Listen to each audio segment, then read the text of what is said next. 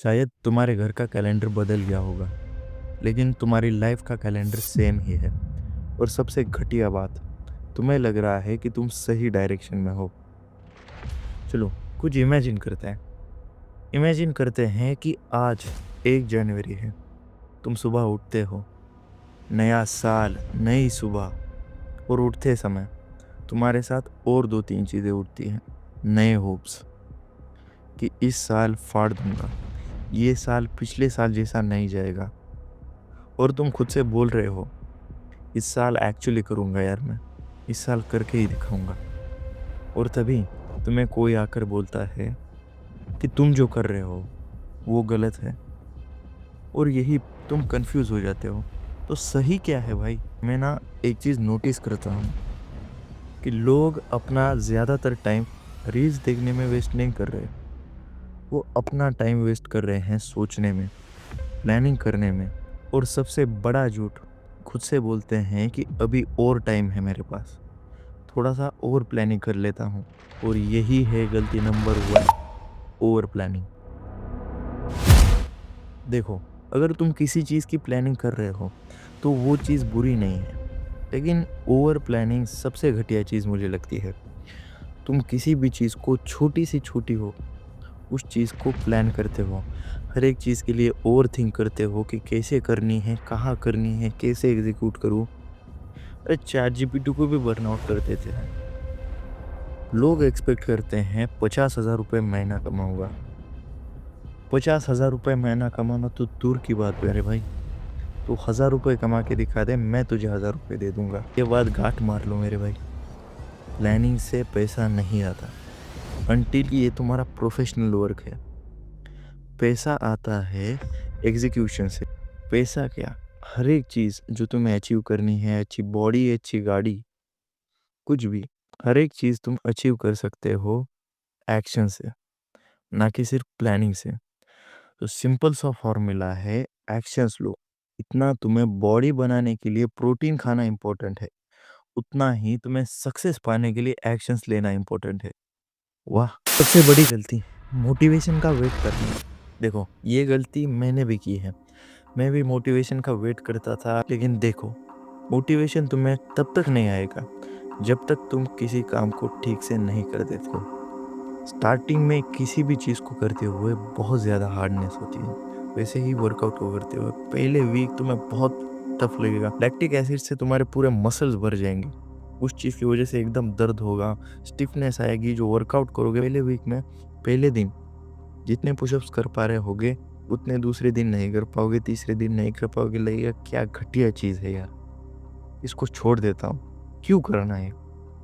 लेकिन जैसे तुम धीरे धीरे इसमें प्रोग्रेस करते जाओगे, मोमेंटम बनेगा। धीरे धीरे करते करते वर्कआउट में प्रोग्रेशन होगा कि तुम 20, 30, 40 पुशअप्स लगा पा रहे हो। तब तुम्हें रियलाइज़ होगा, अगर मैंने इस चीज़ को उस समय पर छोड़ दिया होता तो ये ऑटो पायलट नहीं होती। हाँ, सही वर्ड सुना तुमने, ऑटो पायलट। जब तुम किसी भी चीज़ को रिपीटेडली करते जाते हो ना, तो उस चीज़ में तुम 99% लोगों से आगे निकल जाते हो। तब क्या होता है पता है तुम्हें? उस चीज़ को रिपीटेडली बिना एफर्ट के करते जाते हो। वो वर्कआउट हो गया, कोई स्किल हो गया, मेडिटेशन हो गया, वैसे ही हर एक चीज़ में होता है। स्टार्टिंग में सारी चीज़ें हार्ड लगती है। तुम देखो ना भाई, एबीसीडी, तुम्हें एबीसीडी लिखना नहीं आता था बचपन में। याद करो उन दिनों को जब तुम नर्सरी क्लास में थे, तुम्हारी मैम तुम्हें कितना ज़्यादा मारती थी। तुम्हें सिंपली ए तक लिखना नहीं आता था, ऐसे ऐसे लाइंस बनाते रहते थे। लेकिन धीरे धीरे तुमने वो सीख लिया। ये पॉइंट है, किसी भी चीज़ को इस दुनिया के अंदर मेरे हिसाब से मास्टर किया जा सकता है, लेकिन तुम्हें right time and right efforts लगेंगे। वर्कआउट जब मैंने स्टार्ट किया था, मुझे लगा यार कितनी खतरनाक चीज़ है ये। लेकिन जैसे जैसे प्रोग्रेस किया, वैसे ये रियलाइज़ हुआ कि नहीं भाई, मोटिवेशन की तो कोई ज़रूरत ही नहीं। स्टार्टिंग में इसकी डिसिप्लिन बनाए तो यही चीज़ है कि मोटिवेशन के बिना रहना सीखो, मोटिवेशन के बिना चीज़ों को स्टार्ट करना सीखो। और तीसरी गलती है कि फ़ोन, तुम्हारे हाथ में जो छोटा सा डब्बा है, ये फ़ोन तुम्हारे लिए एक डिफ़ॉल्ट एस्केप बन चुका है।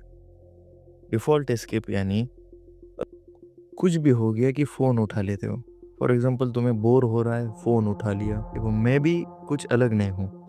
मैं भी घंटों तक अपने मोबाइल में घुसा रहता था। देखा जाए तो यही टाइम अगर किसी अच्छी चीज़ में लगाता तो मैं आज किसी अलग लेवल पे होता।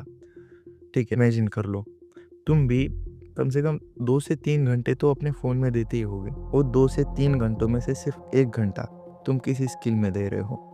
वीडियो एडिटिंग ले लेते हैं। अगर तुम वीडियो एडिटिंग में कम से कम 1 से 2 साल लगा रहे हो, डेली 1 घंटा, कम से कम तुम 50,000 रुपए महीना कमा रहे होगे। ये मेरी गारंटी है। लेकिन मुझे पता है तुम ये नहीं करोगे।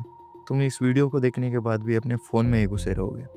और अगर तुम्हें इस एडिक्शन को कम करना है, फ़ोन से दूर रहना है, सिंपल टेक्निक है और इफ़ेक्टिव टेक्निक है जो मैंने भी यूज़ की थी।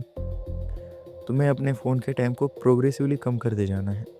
अगर तुम आज 2 घंटे लेट से फ़ोन को देखते रहते हो, 2 घंटे से 1 घंटा 45 मिनट कर दो और 1 घंटा 45 मिनट से डेढ़ घंटे से 1 घंटा, और इस टाइम को तुम्हें लगाना है किसी स्किल के अंदर, अपनी फ़िटनेस के ऊपर। अगर अनफिट लगते हो, अब देखो, तुमने वीडियो यहाँ तक देख लिया है, यानी तुम ऑलरेडी इस भीड़ से अलग हो।